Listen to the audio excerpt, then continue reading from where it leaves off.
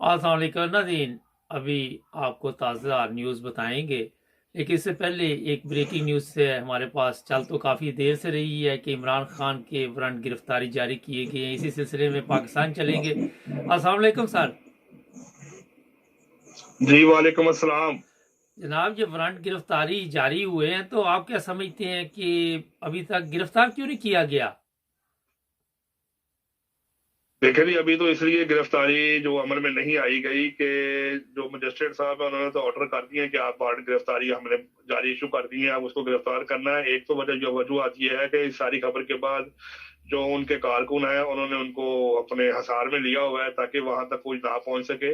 लेकिन बहरहाल कानून के मुताबिक जिस वक्त पुलिस ये मुनासिब समझेगी उनको हिरासत में ले लेगी, क्योंकि उनके पास वारंट है गिरफ्तारी का, और पुलिस बाय फोर्स जाके उनको गिरफ्तार कर सकती है, क्योंकि जो उनके ऊपर दफात लगी है 188 और 506 504 के सरकारी मुलाजम को काम से रोकना, सरकारी काम में मुदाखलत करना और लोगों के अंदर इश्तियाल अंगेजी पैदा करना, जिसकी वजह से नक्शे अमल की सिचुएशन बन जाए।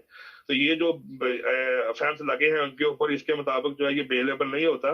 तो कोशिश तो उनकी यही है कि उनको जिस तरह मौका मिले तो उसको गिरफ्तार कर ले। लेकिन इमरान खान ने ये भी कॉल की थी कि मैं अब धरने की जो कॉल दूंगा या इस्लामाबाद जाने की जो कॉल दूंगा, अब वो आखिरी कॉल होगी और हम उस वक्त तक नहीं उठेंगे जब तक इलेक्शन का डिसाइड ना किया जा सके। तो किला में नजर बंद कर दें ताकि जो लोग हैं उसके बाद जो सिचुएशन थोड़ी देर के लिए खराब होगी, हम रेंजर्स को कॉल करेंगे, तो जो मुजाहरे होंगे हम उसको टेक ओवर करने के लिए भी एक मतलब प्लान करके तो कोशिश कर रहे हैं। तो ये इस वक्त उनका प्लान तमाम एजेंसियों के साथ मिलके कंप्लीट हो जाएगा, तो उसके बाद वो अमल के लिए शुरू कर देंगे, क्योंकि जैसे ही वो उसको गिरफ्तार करेंगे मुल्क के अंदर एक अनारकी की फजा पैदा हो जाएगी, हर तरफ मुजाहरे शुरू हो जाएंगे। तो इसलिए ये तो अभी थोड़ा सा प्लान करने की वजह से उसको रोका हुआ है।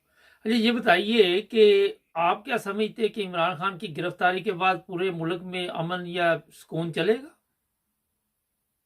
नहीं जी, बिल्कुल। वो तो पहले भी उन्होंने कहा था, उनके लीडरान ने ये बात कही थी कि अगर हमारे जो शाह महमूद कुरैशी है जो वाइस चेयरमैन है पीटीआई के, उन्होंने भी ये बड़ी दफा वादे तौर पे कहा है कि जिस वक्त इमरान खान को गिरफ्तार किया गया तो हम मुल्क में तो कारकुनों को नहीं रोक सकेंगे, कारकुन जो है वो फिर हमारी जो है दस्तरस से बाहर हो जाएंगे। मुल्क के अंदर जो है फिर क्या हालात पैदा होते हैं इसकी सारी जिम्मेदारी हुकूमत पाकिस्तान के ऊपर होगी, क्योंकि उनके जो पीटीआई के जो कारकुनान है वो फिर आराम से नहीं बैठेंगे, फिर जाहिर है धरने भी होंगे, लाठीचार्ज भी होगा, अमला को नुकसान भी पहुंचाया जाएगा। तो इमरान खान की गिरफ्तारी के बाद जो मुजाहरे हैं उनमें खासी शिद्दत आ सकती है। आज एक प्रेस कॉन्फ्रेंस की गई, मरियम नवाज ने कहा कि इसको गिरफ्तार क्यों नहीं करते। उसके फौरन बाद जो ऑर्डर जारी हुए हैं वो भी एक ऐसी अदालत है जहां राना बैठा हुआ है, वजीर दफा भी राना है और वजीर दाखिला भी राना है। तो ये आप क्या समझ रहे हैं कि फौरी तौर पे ये सब कुछ हुआ है या कोई पहले की कार्रवाई थी ये?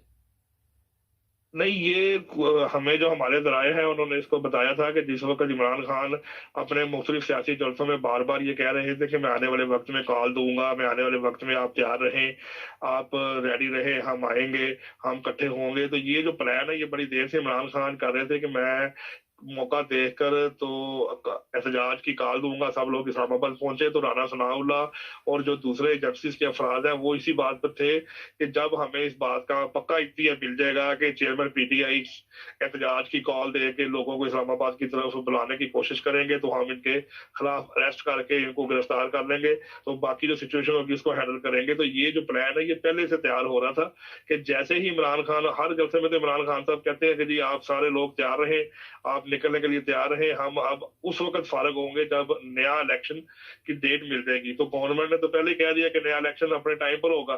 तो इसका मतलब ये था कि इमरान खान साहब और हुकूमत के दरमियान किसी मामले में कोई बात तय नहीं पाई। तो इमरान खान साहब इसी बात पर बजीद है कि सब लोग धरने के लिए, एहतजाज के लिए इस्लामाबाद पहुंचे। तो उन्होंने कल कॉल देनी थी कि इस्लामाबाद के लिए किस टाइम निकलना है और क्या इसका काम था। तो जब गवर्नमेंट को इस बात का इंडिया पक्का मिल गया कि इमरान खान साहब ने कॉल देनी है, तो साथ ही उन्होंने इमरान खान साहब के वारंट गिरफ्तारी जो है वो जारी कर दिए हैं। अच्छा और सर, अब जब ये बात कर ये बताइए कि आप देख रहे हैं वैसे कि गिरफ्तारी हो सकती है जिस तरह आज इस वक्त सूरत हाल क्या पाकिस्तान में, लोग कोई बाहर निकलना शुरू हो गए हैं? देखे जी, जो लाहौर के मुख्तलिफ इलाके हैं, जैसे आप ये लगा रहे डिफेंस का एरिया है اور اس کے علاوہ یہ جو لبرٹی کے چوک ہے اس ایریا میں تو جو لوگ ہیں وہ ضرور احتجاج کے لیے لڑکے اور یہ ٹیمز وغیرہ نکلتی ہیں, احتجاج کرتے ہیں پی ٹی آئی کے جو کارکنان ہیں. تو اگر یہ بات ان کو بھی, اب یہ بات تو سوشل میڈیا کے ذریعے بہت ایک دم سمجھ لے کہ سب کو پتہ لگ چکی ہے کہ عمران خان کے وارنٹ گرفتاری جاری ہو چکے ہیں, جس کی وجہ سے کارکنان میں شدید غم و غصہ پایا جا رہا ہے. اور ان کی یہی کوشش ہے کہ اگر ہمارے لیڈر کو گرفتار کیا گیا تو ہم پھر خاموش نہیں بیٹھیں گے. تو بہرحال احتجاج تو ہوگا, لیکن ابھی اس حد تک وہ بات چیت نہیں ہوئی. وہ اس انتظار میں بیٹھے ہیں کہ اگر پولیس نے اس کو گرفتار کرنے کی کوشش کی یا اس کو گرفتار کیا تو اس کے بعد جو رد عمل ہوگا پھر وہ بہت خطرناک ہوگا. اچھا یہ بتائیے کہ ضمانت ابھی بھی ہو سکتی ہے, ابھی جا سکتے ہیں کورٹ میں جا کے ضمانت لے سکتے ہیں؟ جی بالکل, اگر یہ صبح آپ ہائی کورٹ میں جا کر جو ہے اس یہ 506 اور 500 یہ جو دفعہ لگی ہوئی ہیں 188 اور 189, تو یہ جو ہوتی ہے سرکاری کام میں مداخلت کی دفعات ہوتی ہیں کہ آپ سرکاری کام سے روکتے ہیں یا لوگوں کے اندر اشتعال انگیزی پیدا کرتے ہیں. تو یہ دو جو اس میں بیلز ہیں وہ وہاں جا کے عدالت میں اگر یہ ریٹ دائر کی جائے تو جو وکیل ہیں ان کے بابر اوان صاحب اگر وہ کوشش کریں تو ان کی گرفتاری سے پہلے وہاں پر آپ ضمانت قبل از گرفتاری ہو سکتی ہے. اچھا یہ بتائیے کہ آج بھی کچھ ہے کہ چانس کہ ضمانت آج بھی ہو جائے؟ نہیں جی, اب دیکھیں کورٹ کا تو ٹائم نہیں ہے, نہ کورٹ کا کوئی ایسا وقت ہے. اگر حمزہ شہباز کی وجہ, اگر حمزہ شہباز کے لیے اتوار والے دن ضمانت کا لیٹر بن سکتا ہے تو عمران خان کے لیے بھی ہونا چاہیے.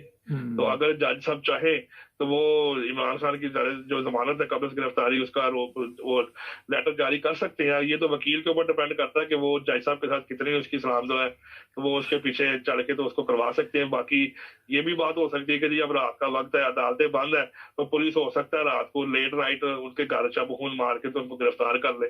جس طرح پہلے رات کے وقت ایک دفعہ انہوں نے کوشش کی تھی بنی گالا میں, تو آگے کارکنوں بیٹھے ہوئے تھے, پوری رات کارکنان ڈنڈے لے کر 3 سے 4 ہزار افراد بنی گالا کے باہر بیٹھے رہے تھے کہ ہمارے لیڈر کو کوئی گرفتار نہ کرے. تو اب بھی سچویشن اسی طرح کی ہے کہ وہاں پر جو لوگ موجود ہیں تو پولیس جو ہے وہ اپنی کوشش میں ہے کہ ہمیں اگر موقع ملتا ہے تو ہم ان کو گرفتار کر لیں تاکہ یہ عدالت میں جانے سے پہلے ہمارے گرفتاری سے بچ سکے. بہت شکریہ سر آپ کا. ناظرین دیکھتی ہیں, بہرحال میرا خیال ہے کہ گرفتاری نہیں ہوگی, اور دوسری بات یہ ہے کہ اتنا ایزی نہیں ہے. چلتے ہیں مہر النساء کی طرف. آج کی انٹرنیشنل خبریں کیا ہیں جی مہر النساء؟ السلام علیکم, آپ دیکھ رہے ہیں 9 بردرز ٹی وی. آج کی تازہ خبروں کے ساتھ میں ہوں مہر النساء. آئیے چلتے ہیں خبروں کی ہیڈ لائنز کی طرف. پورے پاکستان کا دنیا میں تماشا بنا ہوا ہے. افریقی ملک برکینا فاسو میں سال میں دوسری مرتبہ فوجی بغاوت, آئین معطل. کابل کے تعلیمی مرکز میں خودکش حملے کے خلاف ہزارہ خواتین کا احتجاج. انڈیا میں حکومت پاکستان کے سرکاری ٹویٹر اکاؤنٹ تک رسائی مسترد. فلوریڈا میں طوفان ایان سے 23 ہلاکتیں, اربوں ڈالرز کا نقصان. روس کے جوہری حملے کی دھمکی کو سنجیدگی سے لیا ہے امریکہ. جاپان کے لیجنڈری ریسلر انتونیو انوکی 79 برس کی عمر میں چل بسے. آئیے چلتے ہیں خبروں کی تفصیلات کی طرف. پورے پاکستان کا دنیا میں تماشا بنا ہوا ہے, مگر بدقسمتی سے کوئی ایک ادارہ بھی سب کچھ دیکھنے کے بعد بھی بول نہیں رہا اور آنکھیں بند کیے ہوئے ہیں. پاکستان کے ساتھ اور عوام کے ساتھ اس سے بڑا ظلم اور کیا ہوگا. تمام اداروں کو شرم آنی چاہیے. افریقی ملک برکینا فاسو میں ایک فوجی کیپٹن نے ملک کے فوجی حکمران لیفٹیننٹ کرنل پاؤل ہنری دمیبا کی حکومت کو برطرف کر دیا ہے. خبر رساں ادارے رائٹرز کے مطابق رواں پرس شورش زدہ مغربی افریقی ملک میں ہونے والی یہ دوسری بغاوت ہے. کیپٹن ابراہیم تروڑے جو برکینا فاسو کے نئے حکمران ہیں نے جمعے کو رات گئے سرکاری ٹیلی ویژن پر اعلان کیا کہ حکومت کو تحلیل کر دیا گیا ہے, آئین کو معطل کر دیا اور تمام سرحدوں کو بھی بند کر دیا گیا. کیپٹن ابراہیم تروڑے نے کہا کہ افسران کے اسی گروپ نے لیفٹیننٹ کرنل پاؤل ہنری دمیبا کو ہٹایا, جس نے جنوری میں ان کو اقتدار میں لانے کی مدد کی تھی. انہوں نے کہا کہ اکثریت پسندوں کے حملوں پر قابو نہ پانے کی وجہ سے افسران نے ان کو اقتدار سے ہٹایا۔ افریقی ملک مالی، چاڈ اور گینی نے 2020 سے فوجی بغاوتیں دکھائیں۔ یہ خدشہ اب پیدا ہو گیا ہے کہ جس خطے نے گزشتہ ایک دہائی میں جمہوریت کو پنپتے دیکھا، اب وہ واپس فوجی آمریت کی جانب جا رہا ہے۔ اس سے قبل ابراہیم تروڑے اینٹی جہادسٹ اسپیشل فورسز کی یونٹ کوبرا کے سربراہ تھے۔ جنوری میں لیفٹیننٹ کرنل پاؤل ہنری دمیبا نے منتخب حکومت کا تختہ الٹ دیا تھا اور کہا تھا کہ حکومت سلامتی اکثریت پسندوں کے حملے روکنے میں ناکام رہی، تاہم ان کی انتظامیہ بھی حملوں کو روکنے میں کامیاب نہیں ہوئی تھی۔ برکینا فاسو اکثریت پسند تنظیموں القاعدہ اور داعش کے تشدد کا مرکز بن گیا ہے۔ تشدد کا آغاز ہمسایہ ملک مالی سے 2012 میں شروع ہوا، جو دیگر مغربی افریقی ممالک تک بھی پھیل گیا۔ ملک کے دیہی علاقوں میں چھاپوں کے دوران ہزاروں افراد ہلاک، جبکہ لاکھوں افراد اپنے علاقے چھوڑنے پر مجبور ہوئے۔ رواں ہفتے ملک کے شمالی حصے میں اکثریت پسندوں نے 11 فوجوں پر اس وقت حملہ کیا جب وہ سویلین گاڑیوں کے قافلوں کے ساتھ جا رہے تھے۔ درجنوں شہری اب بھی لاپتہ ہیں۔ The economic community of West African states نے فوجی بغاوت کے اقدام کی مذمت کی ہے۔ افغانستان کے دارالحکومت کابل کے تعلیمی مرکز میں ہونے والے دھماکے کے خلاف ہزارہ اقلیتی برادری کی خواتین نے مظاہرہ کیا ہے۔ خبر رساں ادارے AFP کے مطابق سنچر کو 50 کے قریب ہزارہ خواتین نے احتجاج میں شرکت کرتے ہوئے ہسپتال کے سامنے بھی نعرے بازی کی، جہاں دھماکے میں زخمی ہونے والوں کا علاج کیا جا رہا ہے۔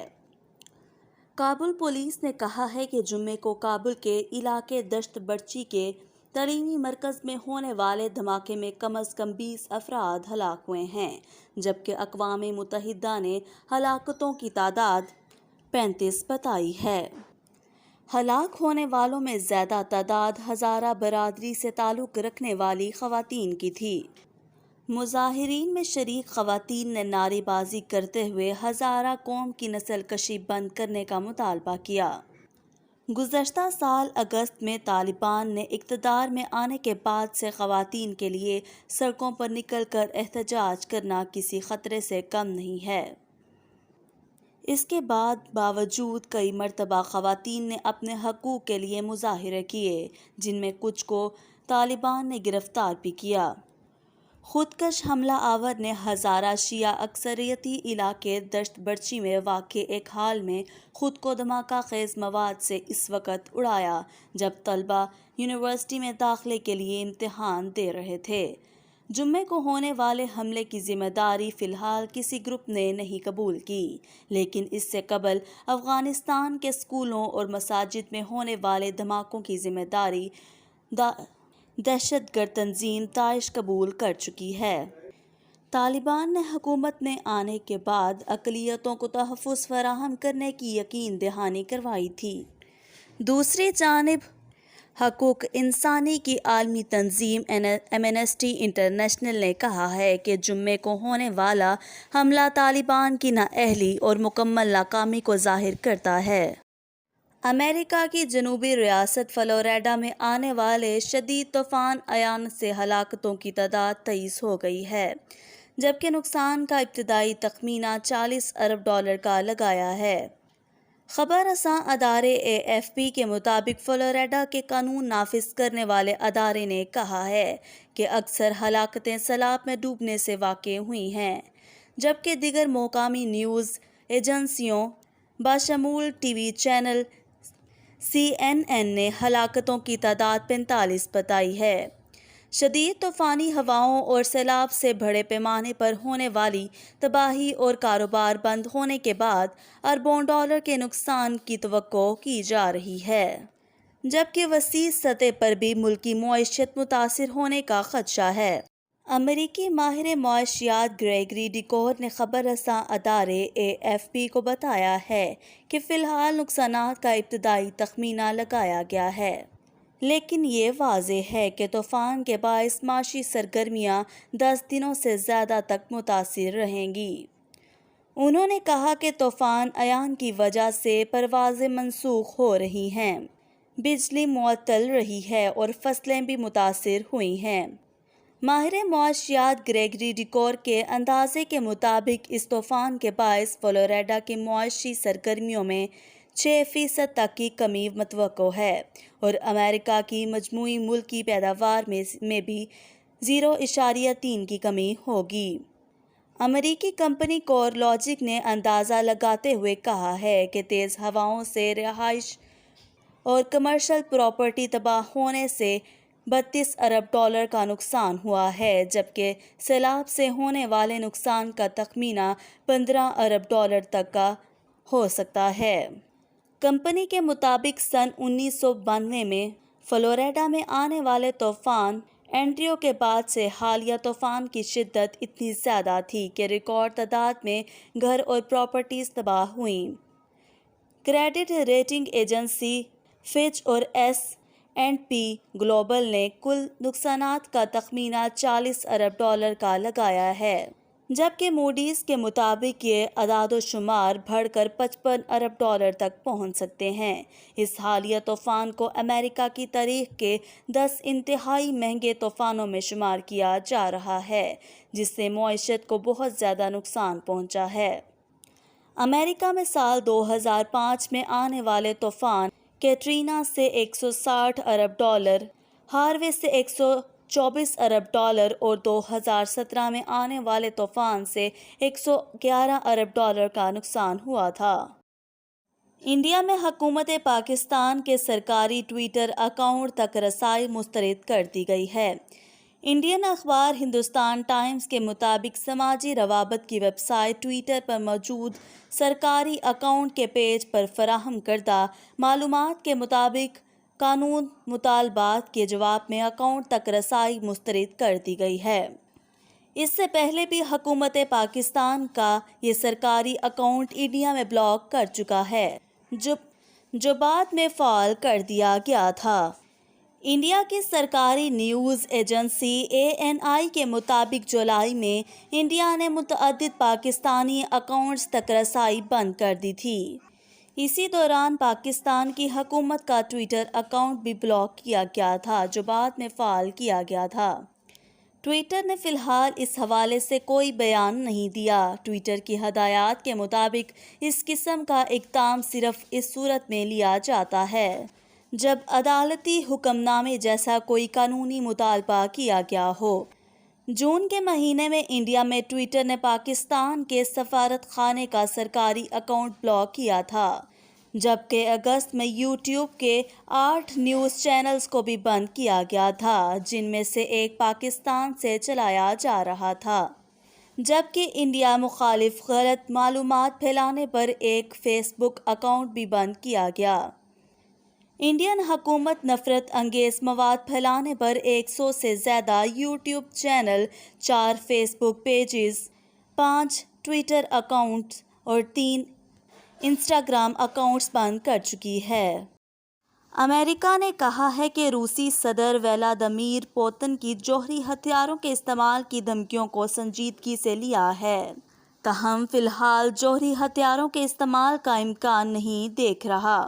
خبر رساں ادارے رائٹرز کے مطابق امریکی قومی سلامتی کے مشیر جیک سلیوان نے وائٹ ہاؤس میں صحافیوں سے گفتگو کرتے ہوئے کہا کہ امریکہ جوہری ہتھیاروں کے استعمال کی دھمکی کو سنجیدگی سے لے رہا ہے اور اس بارے میں روس سے رابطے میں بھی ہے۔ انہوں نے کہا کہ اگر روس ایسا کچھ کرتا ہے تو امریکہ بھی فیصلہ کن رد عمل دے گا۔ گزشتہ ہفتے روسی صدر نے یوکرائن میں جوہری ہتھیاروں کے استعمال کی دھمکی دی تھی۔ صدر ولادیمیر پوتن نے ٹیلی ویژن پر اپنے خطاب میں کہا تھا کہ اگر مغرب نے تنازع پر اپنی جوہری بلیک میلنگ دکھائی تو ماسکو اپنے تمام وسیع ہتھیاروں کی طاقت سے جواب دے گا۔ امریکہ کی جانب سے یہ بیان ایسے وقت میں سامنے آیا ہے جب جمعے کو صدر ولادیمیر پوتن نے یوکرائن کے 4 علاقے روس میں ضم کرنے کے معاہدے پر دستخط کیے۔ یورپی رہنماؤں نے یوکرائنی علاقوں کے روس کے ساتھ الحاق کو غیر قانونی قرار دیا تھا۔ اقوام متحدہ کی سلامتی کونسل میں امریکہ اور البانیہ کی جانب سے ایک قرارداد پیش کی گئی جس کو روس نے ویٹو کر دیا۔ اس قرارداد میں یوکرائنی علاقوں میں ریفرنڈم اور ان کے روس کے ساتھ الحاق کی مذمت کی گئی تھی۔ روس کے اسٹریٹجک پارٹنر چین نے ووٹ دینے سے گریز کیا۔ جاپان کے وزیر اعظم فومیو کشیدا نے یوکرائنی علاقوں کے روس میں ضم کرنے کی اقدام کی مذمت کی ہے۔ انہوں نے یوکرائنی صدر ولادیمیر زیلنسکی کے ساتھ ٹیلی گفتگو میں کہا ہے کہ یوکرائنی علاقوں کی روس میں شمولیت غیر قانونی اور ملکی سالمیت کی خلاف ورزی ہے۔ جاپان کے شہرت یافتہ ریسلر اور سیاست دان انتونیو انوکی 79 برس کی عمر میں انتقال کر گئے ہیں۔ خبر رساں ادارے رائٹرز کے مطابق سنیچر کونیو جاپان پرو ریسلنگ کمپنی نے ٹویٹ کیا کہ وہ اپنے بانی انتونیو انوکی کے انتقال پر افسردہ ہیں۔ پروفیشنل ریسلنگ اور عالمی برادری کے لیے ان کی کامیابیاں بے مثال ہیں، کبھی بھی نہیں بھلائی جائیں گی۔ جولائی 2020 میں انوکی نے کہا تھا کہ وہ دل کے عارضے میں مبتلا ہیں۔ انتونیو انوکی کو ریسلر محمد علی اور شمالی کوریا کے ساتھ قریبی تعلقات کی بنا پر جانا جاتا تھا۔ انہوں نے 1976 میں پاکستان کا دورہ کیا تھا اور نیشنل اسٹیڈیم کراچی میں اکرم پہلوان کو شکست دی تھی۔ 1979 میں لاہور کے قذافی اسٹیڈیم میں انتونی انوکی کی اور زبیر جھارا پہلوان کا مقابلہ ہوا تھا۔ وہ جھارا پہلوان سے 5ویں راؤنڈ ہی میں مقابلہ ہار گئے تھے۔ زبیر جھارا کے انتقال کے 24 سال بعد انتونیو انوکی نے 2014 میں زبیر جھارا کے بھتیجے کو اپنی سرپرستی میں لینے کا اعلان کیا تھا۔ 60 کی دہائی میں انتونیو انوکی جاپان کے پرو ریسلنگ کا ایک بڑا نام بن کر سامنے آئے۔ 1976 ہی میں جب انتونیو انوکی نے باکسنگ لیجنڈ محمد علی کے ساتھ ایک مکسڈ مارشل آرٹس کا مقابلہ کیا تو ان کو عالمی سطح پر شہرت ملی اور اس کو صدی کا سب سے بڑا مقابلہ قرار دیا گیا۔ وہ 1998 میں ریسلنگ سے ریٹائرڈ ہو گئے تھے اور 2013 میں ایوان بالا کے رکن منتخب ہوئے۔ انتونیو انوکی کی انتقال کی خبر سنتے ہی سوشل میڈیا پر ان کو خراج عقیدت پیش کیا جا رہا ہے۔ ریسلر اور سیاست دان اتسوشی اونیتا نے ٹویٹ کیا ہے کہ ایک عہد تمام ہوا۔ انہوں نے مزید لکھا کہ شکریہ ایکونی، پرو ریسلنگ کے سپریم فادر۔ آج کے لیے بس اتنا ہی، کل ملیں گے نئی خبروں کے ساتھ، تب تک کے لیے اللہ حافظ۔ پاکستان دنیا کا واحد ملک ہے جہاں کرتوت بدلنے کی بجائے قانون بدل دیتے ہیں۔